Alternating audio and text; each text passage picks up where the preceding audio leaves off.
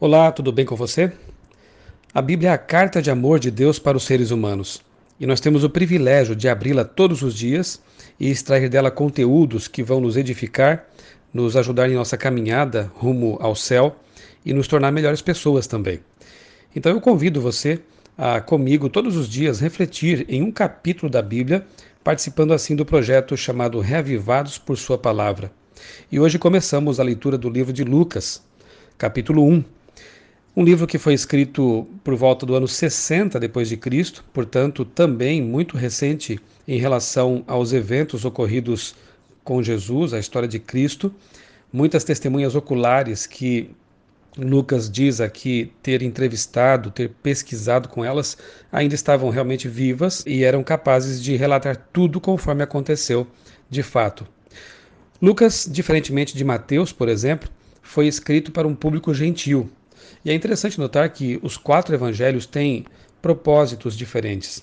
Ao passo que o livro de Mateus, por exemplo, foi escrito para uma mentalidade judaica, Lucas escreve para pessoas que não tinham essa mentalidade. Por isso, Lucas procura explicar detalhadamente os costumes judaicos, localiza os eventos geograficamente onde ocorreram, tudo isso realmente pensando em pessoas que não tinham uma bagagem, um background judaico, a fim de que elas pudessem compreender melhor a mensagem de Cristo. Lucas, segundo a tradição, era um médico e acompanhou o apóstolo Paulo em suas viagens. Pesquisou detalhadamente a vida de Jesus. Logo na abertura do livro dele, no prefácio do livro dele, diz assim: a mim me pareceu bem, depois de acurada investigação de tudo desde a sua origem, dar-te por escrito, excelentíssimo Teófilo, uma exposição em ordem, para que tenhas plena certeza das verdades em que foste instruído. Não se tem certeza, mas é provável que Teófilo, pelo fato de ter aqui sido chamado de excelentíssimo, fosse um oficial, alguém de posição, de destaque naquela época e convertido ao cristianismo. Então Lucas se dedica a escrever um relato detalhado de tudo o que aconteceu com Cristo, para que Teófilo se firmasse na fé e tivesse assim plena certeza de tudo o que ele aprendeu a respeito de Jesus. Lucas também escreveu o livro de Atos, e podemos considerar assim Lucas, o Evangelho e Atos como sendo dois volumes de um mesmo relato. Naturalmente que o livro de Lucas, o Evangelho de Lucas, focaliza a missão de Cristo, a sua messianidade e o fato de que Jesus era Deus. E o livro de Atos relata então os eventos ocorridos após a ascensão de Cristo e a forma como o Espírito Santo guiou a Igreja de Cristo, os primeiros cristãos, em sua missão evangelística. O capítulo 1 de Lucas é detalhado, é grande, narra aqui os eventos relacionados com o nascimento de João Batista, o precursor de Jesus, e o nascimento também de Jesus, de forma miraculosa, nascido de uma virgem e chamado, portanto, de ente santo, alguém que nasceu sem pecado e que vai morrer depois pelos pecadores, conquistando-lhes a salvação. Eu vou pontuar aqui algumas lições importantes desse capítulo, porque de fato haveria muita coisa a se dizer a respeito dele. É muito rico, muito bonito e vale a pena a leitura detalhada. Lucas fez o trabalho de um jornalista, pesquisou, ouviu testemunhas e organizou o relato, publicando-o depois. Mesmo não sendo testemunha ocular da vida de Jesus aqui na Terra, Lucas soube tudo a respeito dele, o que nos traz esperança, porque nós também não somos testemunhas oculares, mas podemos também pesquisar, ler e conhecer muita coisa a respeito da vida de Jesus. Lucas escreve para os de mentalidade não judaica, então ele contextualiza a mensagem e é algo que deve ensinar também os pregadores do nosso tempo, pessoas que escrevem a respeito da religião, da Bíblia, elas devem sempre contextualizar a mensagem para torná-la clara às pessoas. Cada evangelho, então, como eu disse, tem sua peculiaridade e Deus usou as particularidades de seus autores. Fatos que se cumpriram entre nós, está no verso 1 de Lucas capítulo 1. O Dr. Lucas considerou assim a história de Jesus como sendo factual, e um pesquisador como ele realmente traz informações valiosíssimas para nós. São fatos, não são ficção, não são mito. Lucas entrevistou as testemunhas oculares de Jesus. Seu relato é tão fidedigno quanto o dos outros evangelistas que tiveram contato direto com Jesus. Ler a Bíblia nos dá a certeza das coisas que nos foram ensinadas, como diz o verso 4. Os pais de João Batista eram considerados justos por Deus porque obedeciam a todos os mandamentos dele. Isso está no verso 6. Para pais que temem a Deus, é motivo de grande alegria ter filhos que se dedicam a Deus. Versos 14 e 15.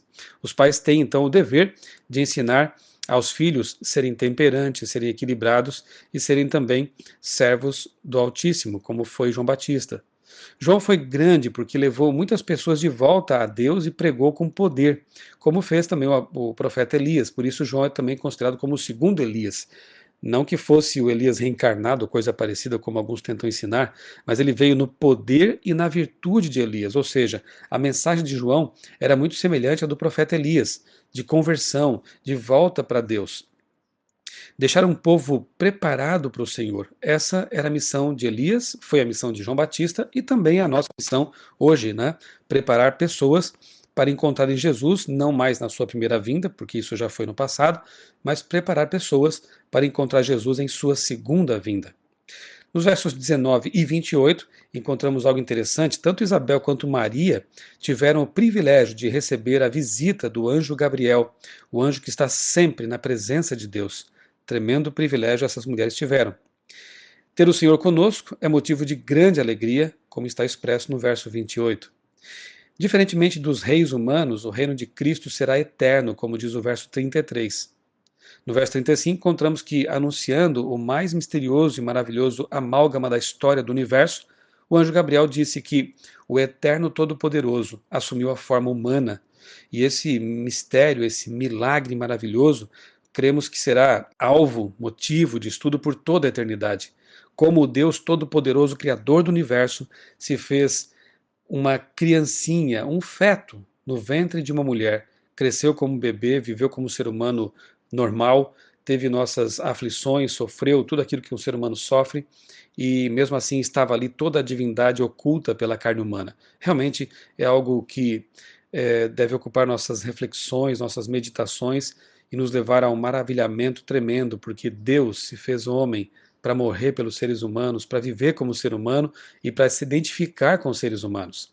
No verso 37 é uma promessa que diz: nada é impossível para Deus, nem mesmo fazer uma idosa e uma virgem conceberem.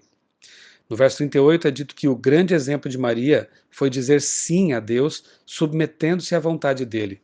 Obviamente que Maria não tinha noção de tudo aquilo que ela iria viver, por tudo que ela iria passar, mas quando o anjo anuncia a missão que ela receberia de Deus, de ser a mãe do Salvador, a mãe de Cristo aqui encarnado na terra, ela disse sim para Deus. E isso é um tremendo exemplo para nós todos, quando recebemos de Deus uma missão, quando entendemos que Deus tem reveladas verdades especiais para nós, que Deus tem mandamentos que devemos cumprir e obedecer, temos que ser como Maria, que disse sim à vontade de Deus. Maria não deve ser divinizada, mas que foi bendita, certamente foi realmente bendita entre as mulheres. Que privilégio teve essa mulher. Feliz é aquela e também aquele que creu que se cumprirá aquilo que o Senhor lhe disse. Verso 45. Maria sabia que existimos para engrandecer nosso Deus e que só há verdadeira alegria em Deus. E isso é proclamado no cântico que ela, inspirada por Deus, fez e está aqui registrado no capítulo 1 de Lucas. Ela diz que ela se sentia feliz em Deus. E realmente a felicidade perfeita, a alegria plena existe quando estamos em Deus, vivendo com Deus. A sua misericórdia estende-se aos que o temem de geração em geração, cantou Maria. Deus é especialista em exaltar os humildes e humilhar os soberbos, isso também está no cântico dela. Deus deseja que o sirvamos sem medo, mas por amor, em santidade e justiça diante dele todos os seus dias. Essa é a síntese do que realmente significa ser cristão. Está no verso 75. Santidade, justiça diante de Deus todos os dias. A missão do profeta consiste em preparar o caminho do Senhor ao coração das pessoas. E essa foi a missão de João Batista e também tem que ser a nossa missão, embora não sejamos profetas. Mas a nossa missão também é semelhante à de João Batista, como eu já disse. Temos que ajudar a preparar uma geração, pessoas para encontrarem Jesus quando ele vier nas nuvens dos céus.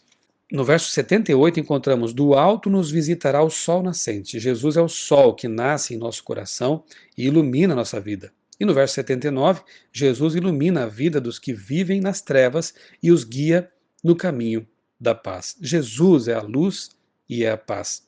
Se você procura realmente paz, se você procura iluminação para a sua vida, busque-a em Jesus. E eu quero concluir relendo aqui o verso 37, que para mim realmente é a essência do capítulo, quando diz: porque para Deus não há impossíveis em todas as suas promessas.